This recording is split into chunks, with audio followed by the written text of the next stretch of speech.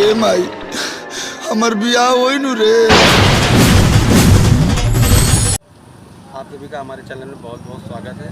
इन दिनों एक मूवी बहुत धमाल और कमाल मचा रही है जिसका नाम है मेहमान। बहुत ही जल्द आपके मोबाइल पर देखने को मिल जाएगा। इसका ट्रेलर रिलीज कर दिया गया, इसका आप आनंद लीजिए। अरे हमके जमीन और मकान से बियाह ना करे कि अपने बिटिया का। बहुत जल्द आप सबके बीच में मूवी आ जाएगी और इसमें अगर एक आप पारिवारिक मूवी है और ड्रामा कह सकते हैं, ड्रामा भी इसमें, कॉमेडी बहुत अच्छी कॉमेडी है।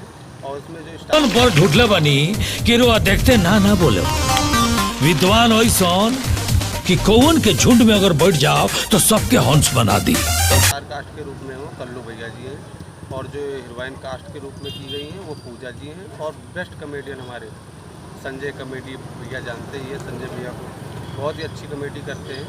और ये बहुत अच्छी मूवी है, एक पारिवारिक मूवी। आप लोग इसको जरूर देखें। अगर आप भोजपुरी के जरा भी शौकीन है तो हमारे चैनल को सब्सक्राइब करना और चैनल को शेयर करना।